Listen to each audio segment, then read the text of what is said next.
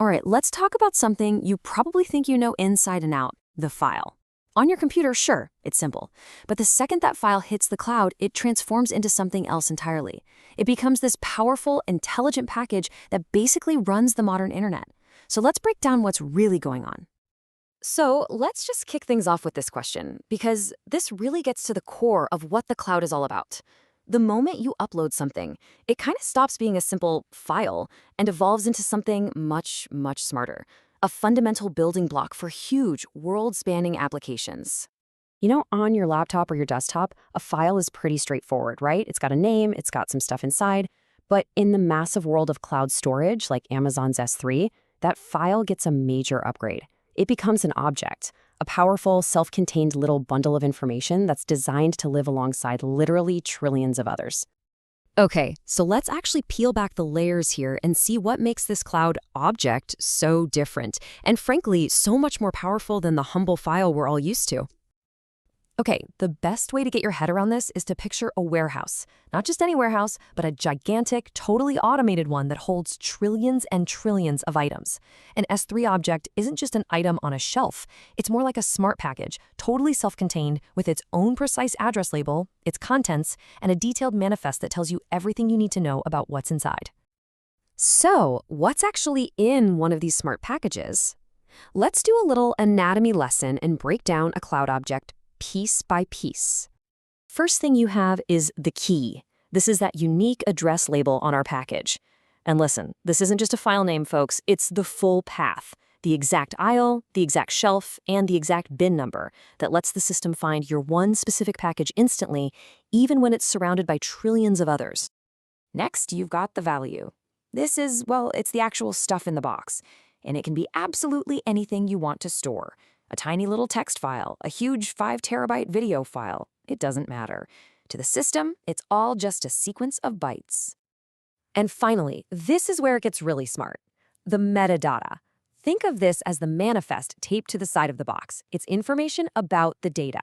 Now, some of this stuff is created automatically, like when the file was made, but you can also add your own custom labels, which, as you're about to see, is an incredibly powerful feature. So when you put it all together, here's what you get. Every single object is a complete self-contained unit. It carries its own address, its own contents, and its own description, all bundled together. This design, this self-contained package, is exactly what makes cloud storage so unbelievably robust and scalable. Okay, so we know what an object is made of, but how do you actually name it?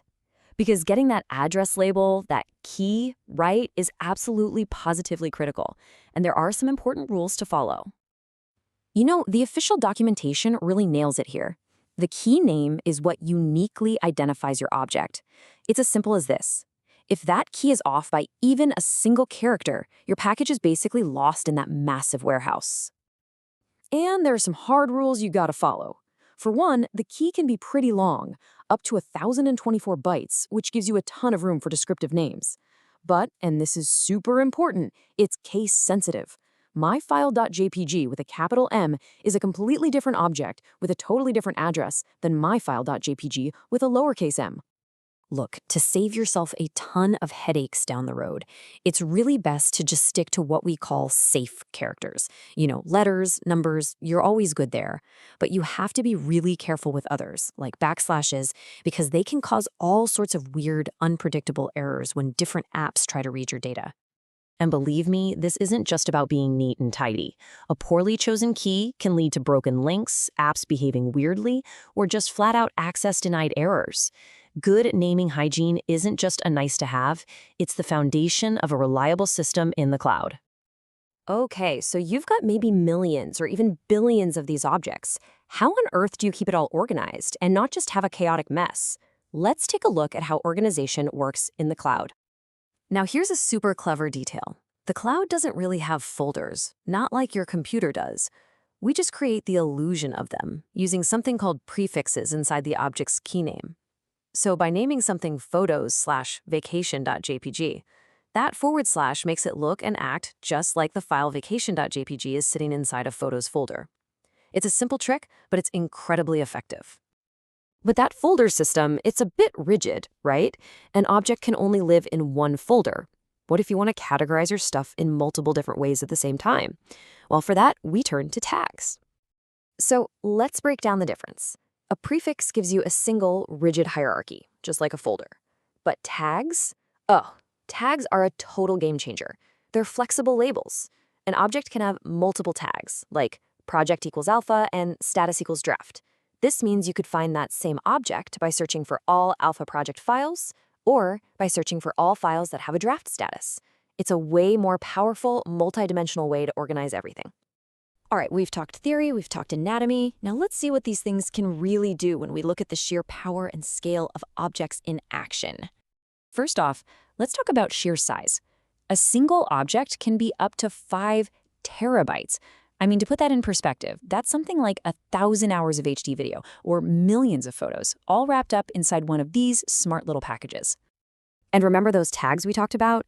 You can stick up to 10 of them on a single object. That gives you 10 different ways, 10 different dimensions to classify, manage, and find your data. That's way beyond anything a simple folder structure could ever dream of.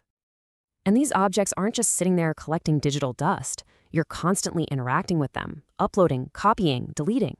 You can even rename an object, which, fun fact, is actually a copy and delete operation happening behind the scenes. And most importantly, you get super fine-grained control over who exactly is allowed to access each one.